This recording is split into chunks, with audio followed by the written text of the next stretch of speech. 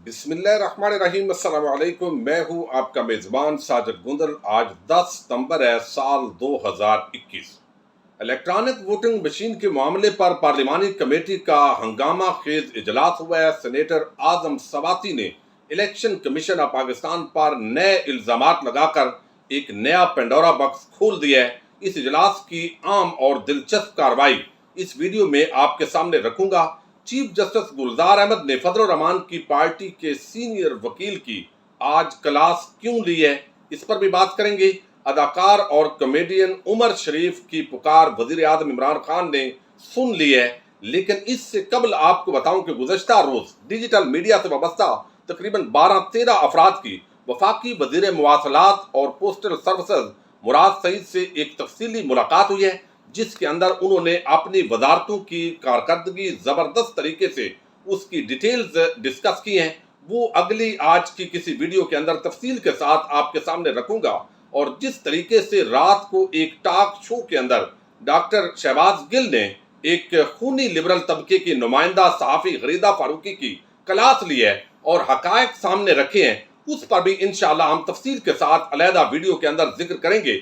लेकिन आपको बता दूं कि अदाकार और कॉमेडियन उमर शरीफ इस वक्त शदीद अलील हैं, दिल के आर्जे के अंदर मुब्तला हैं। डॉक्टर्स ने उनका इलाज अमेरिका में तजवीज़ किया है। वसीम बदामी साहब ने गुज़श्ता रोज़ एक वीडियो शेयर की, जिसके अंदर उमर शरीफ जो है वो वज़ीर आज़म पाकिस्तान से इल्तिजा कर रहे हैं कि वो मुख्तलिफ मौक़े के अंदर खा शौकत खानम का मामला हो या दीगर फलाई काम हो, उसके अंदर वो वज़ीर आज़म के साथ शाना बशाना रहे हैं। लेकिन आज उनको ज़रूरत है, क्योंकि डॉक्टर्स उनका जो इलाज है वो अमेरिका या जर्मनी के अंदर तजवीज़ कर रहे हैं, तो वो अमेरिका से अपना इलाज करवाना चाहते हैं।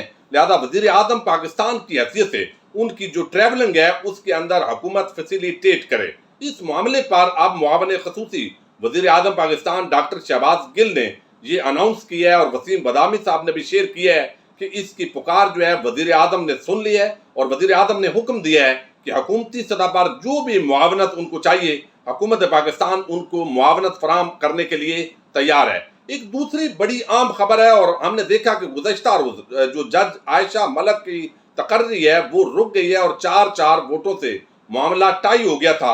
उसके बाद जो है एक तलखी जो है वकला और जजेस के दरमियान वो नजर आई है। और आज के जो एक केस के दौरान ये मामला सामने आया है। बलूचिस्तान हाई कोर्ट ने डॉक्टर शहद अमीन को CEO लाइव स्टॉक तैनात करने का हुक्म दिया था और इसके खिलाफ हुकूमत पाकिस्तान ने वफाकी हुकूमत ने अपील की है सुप्रीम कोर्ट ऑफ पाकिस्तान के अंदर, और ये अपील जो है इसकी समाअत मंजूर हो गई है और जो बलूचिस्तान हाई कोर्ट का हुक्म है उसको मुअत्तल कर दिया गया। और chief justice of Pakistan justice Gulzar Ahmed की सरबराही के अंदर जो बेंच है उसने इसकी समाअत की है। और वहां पर फजल रहमान पार्टी के एक सीनियर वकील हैं सेनेटर कामरान मुर्तदा, उनकी और चीफ जस्टिस की तल्ख कलामी हुई है। और इस पूरे मामले के अंदर चीफ जस्टिस ने कहा है कि एजाजुल एहसन साहब ने भी रिमार्क्स दिए हैं। जस्टिस एजाजुल एहसन ने उन्होंने कहा है कि वफाकी इदारे के मामलात पर बलूचिस्तान हाई कोर्ट का दायरा अख्तियार कैसे हो गया।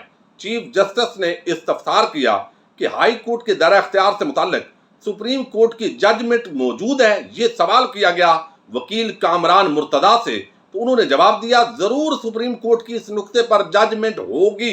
जब होगी उन्होंने कहा, तो ज़ाहिर वकील जब भी आता है किसी केस के अंदर तो उसको तैयारी के साथ आना होता है। इस पर चीफ जस्टिस गुलजार अहमद ने कहा कि अदालत के सामने ऐसा नहीं कहते कि जजमेंट होगी, आपको कोर्ट के डेकोरम का भी नहीं पता है और आप इतने बड़े वकील भी बने हुए हैं। इस पर जो है वो उन्होंने कहा कामरान मुर्तदा ने कि मुझे अदालत के डेकोरम का पता है और इसी वजह से हमेशा अदब से पेश आता हूं। चीफ साहब इतना गुस्सा न करें, आप किसी और का गुस्सा मुझ पर निकालें। मैं हमेशा अदालत के सामने अदब से पेश होता हूं, इसका मतलब है अदालत मुझे सुनना नहीं चाहती। अब ये ज़ाहिर है इस तरह की जो तकरार है उसका इशारा गुज़श्ता रोज जो जुडिशल कमीशन का इजलास हुआ और वकला की जो हड़ताल हुई उसकी तरफ इशारा था कि चीफ जस्टिस चूंकि आयशा मलक को जज बनाने के अंदर वो 4-4 से वोट टाई हुए, तो इसलिए अब उनको गुस्सा है और वो गुस्सा मेरे ऊपर निकाल रहे हैं। जस्टिस एजाजुल एहसन ने कहा कि अभी तो आपको नोटिस भी नहीं हुआ, जब नोटिस होगा तो सुन लेंगे। चीफ जस्टिस ने कहा कि अदालत ने जजमेंट के हवाले का पूछा तो आप कहते हैं कि जजमेंट होगी, ये आपको तर्ज अमल पर غور کرنے کی ضرورت ہے۔ تو یہ فضل الرحمان کی جو پارٹی ہے جمعیت علماء اسلام، یہ ان کے مرکزی رہنما ہیں اور وکیل بھی ہیں۔ تو ظاہر ہے اب جو سیاسی جماعتوں کے اثرات ہیں اور جس طریقے سے وکلاء کی باڈیاں سیاسی جماعتوں کی معاونت کے ساتھ تشکیل پاتی ہیں، تو اب اس کے جو اثرات ہیں وہ سپریم کورٹ کا جو ماحول ہے اس کے اندر بھی آج یہ تلخی جو ہے وہ نظر آئی ہے، جس طریقے سے میڈیا نے رپورٹ کیا ہے۔ اب میں آپ کے سامنے ایک بڑا آج کا عام اجلاس ہے اور اس اجلاس کی جو کارروائی ہے وہ آپ کے سامنے رکھتا ہوں، جو انتہائی عام جو معاملات ہیں اس پر بھی ہم آگے چل کر بات کریں گے۔ لیکن یہ اجلاس ہوا ہے سینیٹر تاج حیدر کی زیر صدارت سینٹ کی پارلیمانی امور کا، اور اس کے اندر ڈاکٹر بابر اعوان نے الیکشن کمیشن کے حوالے سے بہت کچھ کہا ہے۔ آپ کو یاد ہوگا کہ الیکٹرانک ووٹنگ مشین کے حوالے سے ابھی 2 دن قبل الیکشن کمیشن آف پاکستان نے 37 اعتراضات اٹھائے۔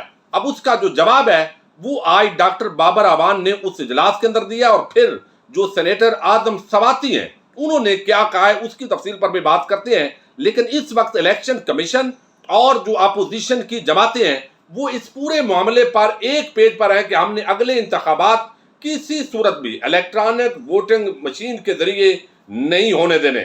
اب اس کے اندر ڈاکٹر بابر اعوان نے یہ بات کی ہے کہ 2014 میں سپریم کورٹ نے الیکشن کمیشن کو اوورسیز پاکستانیوں کو ووٹ دینے کا حق دیا۔ اب کوئی ادارہ پارلیمنٹ کی قانون سازی پر اعتراض نہیں کر سکتا، لیکن الیکشن کمیشن نے کیسے اعتراضات لگا کر یہ لفظ جو استعمال کیا گیا ہے اس کو حذف کارروائی سے حذف کرنا چاہیے۔ چیئرمین کمیٹی نے وہ لفظ تو حذف کر دیا، لیکن بابر اعوان نے کہا کہ الیکشن کمیشن نے کیسے ٹائم کیلکولیٹ کر لیا کہ ہم اتنے وقت کے اندر یہ کام نہیں کر سکتے، حالانکہ انتخابات کے اندر ابھی 2 سال باقی ہیں۔ فلپائن نے اس سے بھی کم وقت میں الیکٹرانک ووٹنگ مشین کا استعمال کیا۔ مثال کے بغیر تحفظات کا اظہار کرنا کسی آئینی ادارے کے لیے مناسب نہیں ہے۔ الیکشن کمیشن بتائے کہ الیکٹرانک ووٹنگ مشین سے کیسے رازداری نہیں رہے گی، اس کا ہمیں بتایا جائے۔ کمیشن قومی ذمہ داری ادا کرنے سے مت بھاگے، انکار کا مطلب تو پھر کچھ اور ہے۔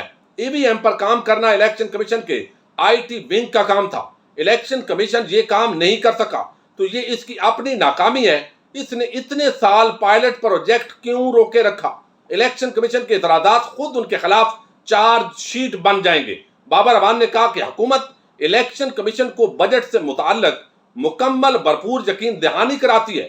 بجٹ سے متعلق فیصلہ کرنا یہ حکومت اور ایگزیکٹو کا کام ہے، لیکن اس معاملے پر کہ 1.5 ارب خرچ آئے گا اور 150 ارب خرچ آئے گا، یہ الیکشن کمیشن کو اس سے ضرورت ہی نہیں تھی بات کرنے کی، یہ ان کا معاملہ ہی نہیں ہے، یہ حکومت کا معاملہ ہے۔